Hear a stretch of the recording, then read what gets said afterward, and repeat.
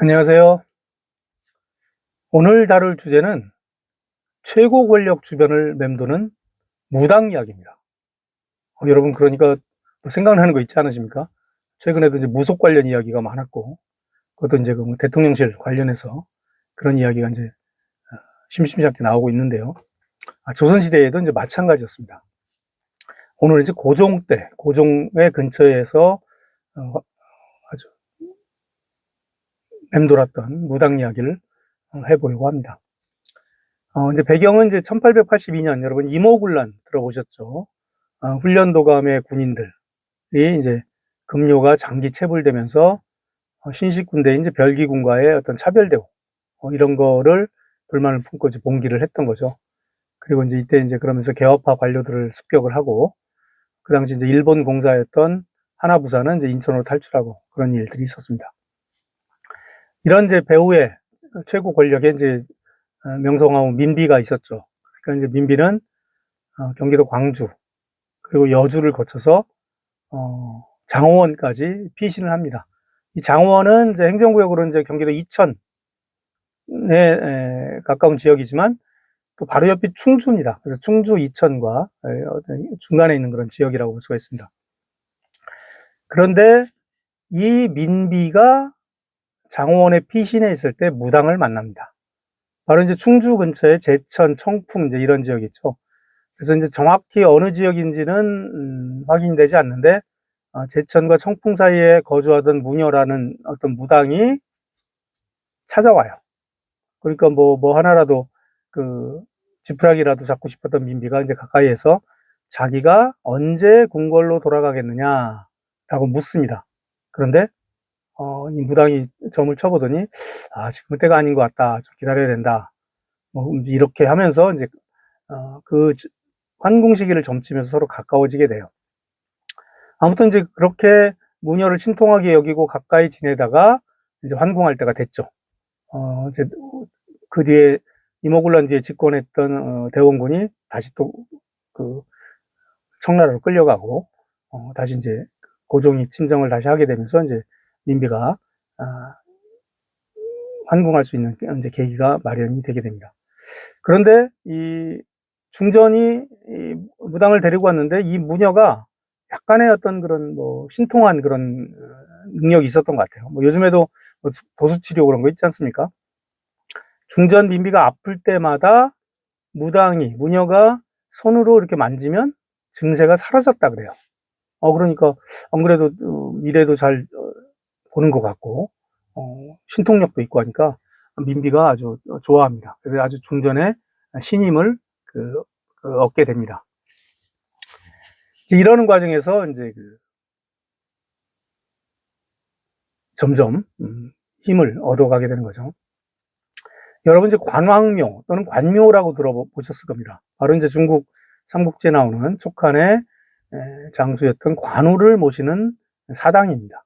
근데 이제 관우를 숭배하는 그런 의식은 이미 우리나라에 뭐 조선시대 중기부터 계속 있었어요. 그래서 동관묘, 남관묘 그런 게 있었죠. 지금도 동관묘, 즉 동묘는 지금도 있죠.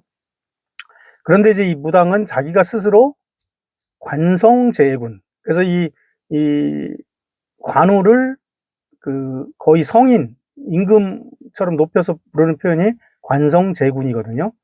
되게 이 억울하게 죽거나 원한을 갖고 죽은 사람들이 신통력이 있다는 그런 어떤 소문이 있어요. 그래서 이 샤머니즘, 무당 계통에서는 그런 사람들을 많이 모십니다.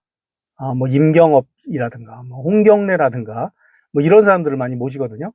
뭐 그 아주 관우야말로 대표적으로 그런 사람이죠. 그래서 이미 뭐 남관묘, 동관묘가 있었음에도 불구하고 관악묘를 자기를 위해서 자기가 그 관우의 딸이니까 관악묘를 지어달라고 이제 중전에게 요청을 해요. 그래서 1883년 창덕궁 북쪽에 북관악묘를 건립을 합니다. 그래서 북관묘라고 불리게 되죠. 이제 그러는 과정에서 이 무당을 고종과 이제 민비가 아주 신임을 하게 되면서 아주 진짜로 신령스럽다 해서 참 진짜 영혼영자, 신령영자를 써서 진령군이라고 부르게 됩니다. 군은 사실은 왕자에게나 붙이는 그런 칭호인데 여성 무당에게 너무나 이제 지나친 이름이죠. 진령군이라고 불리게 되는데 결국 이러한 모든 힘의 원천은 최고 권력자인 고종과 그 안에 민비. 지금도 누가 V1이고 V0였느냐라고 논쟁이 되듯이 이 당시도 고종이 형식적으로는 V1이었지만 실제로 그 위에 V0인 민비가 있었다고 볼 수도 있겠죠. 그러면서 이 두 부부로부터 수많은 돈과 비단, 그런 아주 수많은 이제 거액을 받게 되고요. 또 이제 조정의 관리들도 그러니까 이 진령군에게 이제 선을 대기 위해서 많이 점을 보러 갑니다. 그래서 점만 치는 것이 아니라 안팎의 관리들이 그 손에서 많이 나오게 돼요. 인사 문제까지 손을 댔다는 거죠. 최근에도 어떤 지난 직전 대통령에 가까운 어떤 그런 법사에게 많은 사람들이 찾아가고 했다는 이야기가 있죠. 너무나 좀 흡사해서 깜짝 놀랐는데요. 그러니까 이 진령군에게 의지하는 것이 어느 정도였는가를 보여주는 해프닝이 하나 있습니다.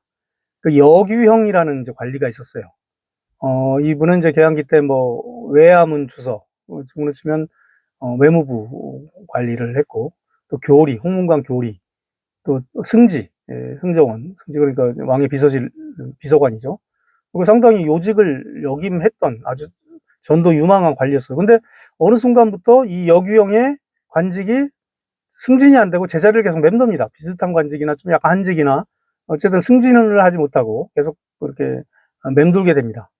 그래서 어떻게 되는가 그 연유를 보니까 바로 진령군의 이런 어쨌든 이야기에서 비롯된 거라고 합니다. 이 여규형이 여씨 아닙니까? 바로 관우가 죽은 것이 오나라의 여몽이라는 그런 관리 때문이었습니다. 여몽이라는 사람이 이제 여러 가지 책략을 쓰고 하면서 결국 관우가 죽게 되거든요.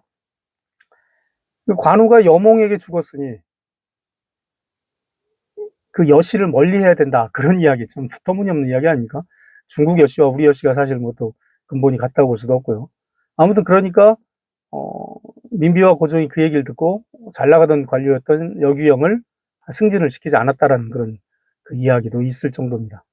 그 여몽인데 이게 어디 아마 번역본이라든가 그런 데서는 아마 잘못 기재가 돼서 여포로 잘못 알리는 데가 있어요. 근데 여포와 관우는 한번 일합을 겨뤘던 적은 있지만 여포 때문에 관우가 죽은 건 아니었죠. 여몽 때문에 죽었습니다. 일부 지금 놔두는 무슨 매춘야록이라든가 그런 번역본에는 여포로 잘못되어 있더라고요. 그래서 원문 확인했더니 여몽이 맞습니다. 이렇게 이제 진령군을 신임하고 그러면서 이제 문제가 자꾸 생기니까 당연히 이제 그것에 대한 반발들이 있게 됩니다. 지난 정부 때, 직전 정부 때, 김건희 씨에 대한 그런 또 여당 내부, 야당은 물론이고, 안에서도 그런 반발이 있지 않았습니까? 그런 것도 이제 있게 됩니다. 1893년 정원이면 사관원의 관리였죠. 대관이라고 수했는데, 안효재라는 사람이 이제 상소를 합니다. 이 진령군이란 여자가 외람되게 아주 요사스러운 이야기를 홀리면서 진령군이라는 군의 이름을 자기가 칭하면서 임금 총애를 좀 독차지하고 있는데 문제다. 게다가 부끄러움도 모르는 사대부들이 이 진령군에게 몰려가서 수령이라든가 방백은 이제 도지사죠. 그다음에 감사죠. 그런 지방관들이 전부 진령군의 손에서 나온다고 한다. 라면서 상소를 합니다. 그래서 이 상소가 나중에 이제 문집에 실리는데 상소 제목이 청참 북묘 요녀소예요. 북관묘에 있는 요사스러운 여자를 차명해 쳐십시오라는 이제 상소입니다. 그러니까 내용이 사실 파격적이잖아요. 그러니까 이 승정원에서는 그 당시 이제 이 중간에서 약간 상소가 올라오면 거르는 역할을 합니다. 왕에게 들어가서 너무 문제가 될 것 같으면 거르거든요. 승정원에서 아예 받아들이지 않아요. 상소가 이제 고종에게까지 전달이 안 되는데 고종도 다 알죠. 그런 내용이 왔다라는 사실 정도는. 그래서 이제 고종의 분노를 사서 이 안효재가 귀양을 갑니다. 되게 귀양은 그 죄질에 따라서 일단 거리로 갈 수가 있거든요. 그리고 섬이냐 육지냐 여러 가지가 있는데 그 당시 이제 전라도 추자도, 지금은 이제 제주도의 소속인데 그 당시는 제주도가 전라도 소속이었으니까 전라도 추자도에 귀양을 가게 됩니다. 추자도는 지금도 상당히 먼 섬이죠. 그만큼 이제 안효재가 고종의 분노를 샀다라고 볼 수가 있습니다.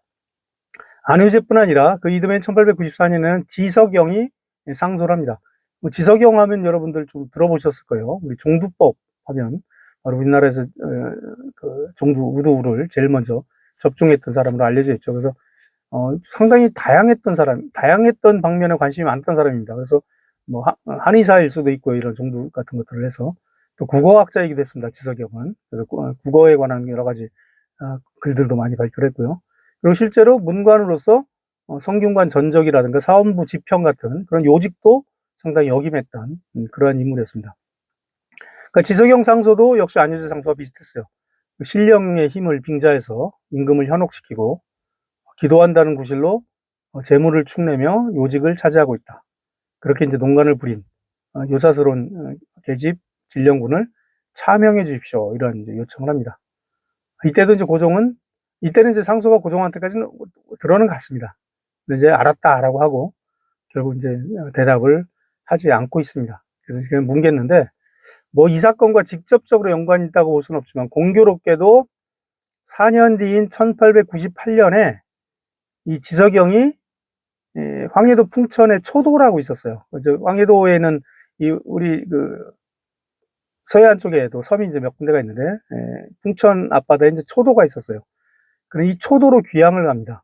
근데 이제 재밌는 것이 이 지석영이 귀향을 갈 때 역시 초도로 같이 귀향을 갔던 관리가 있었는데 그게 이제 여규형입니다. 아까 관우, 여몽해서 여씨라고 해서 승진이 안 됐던. 그러니까 뭐 4년 사이니까 그 사이에 뭐 여러 가지 일이 있을 수 있었겠습니다만 참으로 공교롭게도 어쨌든 다 진령군과 연관된 사람들이 귀향을 갔다라는 점에서 상당히 좀 흥미롭다라고 볼 수가 있습니다. 진령군이 이제 이렇게 득세를 하니까 여러 가지 진령군 주변에 있는 사람들도 마찬가지로 구설에 휘말리게 됩니다. 그래서 진령군의 아들 이야기가 나오는데요. 고종실록하고 황현 선생이 지은 매천야록에는 이제 김창렬이라는 이름으로 나오고 정교 선생이 지은 대한개년사에는 이제 김창석이라는 이름으로 나옵니다.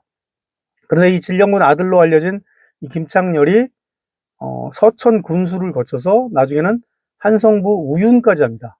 한성부 우윤이면 지금으로 치면 서울 부시장입니다. 굉장히 이제 높은 관직이죠. 근데 이제 1894년에 이제 지석영의 상소가 올라간다는 말씀드렸잖아요. 그래서 그 뒤에 직후에는 아마 중간에 어미와 함께 좀 약간 쫓겨났던 것처럼 보이는 그런 구절이 있어요. 그래서 이 관직에서 물러났던 것 같은데, 근데 이것이 완전한 정계 은퇴는 아니었던 것 같습니다. 그래서 김창렬이 바로 1894년 지석영 상소 직후에 쫓겨났던 것처럼 보였는데 1895년에 바로 풀려나요. 귀양지에서 풀려나고, 그리고 한참 뒤 한 8년 뒤인 1903년에도 종이품의 관직으로, 종이품이면 판소 장관급의 관직이거든요. 종이품의 벼슬로 실록에 다시 등장하는 걸로 봐서 아마 이후에도 이 김창렬은 계속 관직 생활을 한 게 아닌가 그렇게 보입니다. 또 진령군과 관련된 또 하나의 이제 사실로서 백운산에 있는 이제 백운남이라는 암자를 들 수가 있습니다. 충주시, 충북 충주시 엄정면에 있는 사찰인데요. 그 당시 이제 엄정면 이제 괴산리에 거주하던 진령군의 꿈에 흰 옷을 입은 철불, 쇠로 된 부처님이 나타났다는 거예요. 그래서 백의 철불이라고 하는데, 그러면서 지금 그 자리에 불상을 안치해라, 그런 이야기를 부처가 했다는 거예요. 그래서 1886년에, 이때는 진령군이 아주 굉장히 권력이 강할 때니까, 그래서 이 절을 창궐했다, 그런 이제 내용이 있습니다. 그래서 백운산 백운함은 진령군이 창궐한 것으로 그렇게 이제 기록이 돼 있어요. 여러분 전국 절 다니다 보면 웬만한 절은 다 의상대사니 이런 사람들이 창궐했다고 되어 있는데, 진령군이 창궐한 절로 남아있는 사찰이 바로 백운함이라는 사찰입니다. 자, 오늘은 권력자 주변에 맴도는 무당, 그 한 예로서 진령군의 예를 한번 살펴보았습니다. 요즘에 시국과도 관련해서 상당히 시사적인 측면이 있다고 생각을 해서 한번 살펴보았습니다. 감사합니다.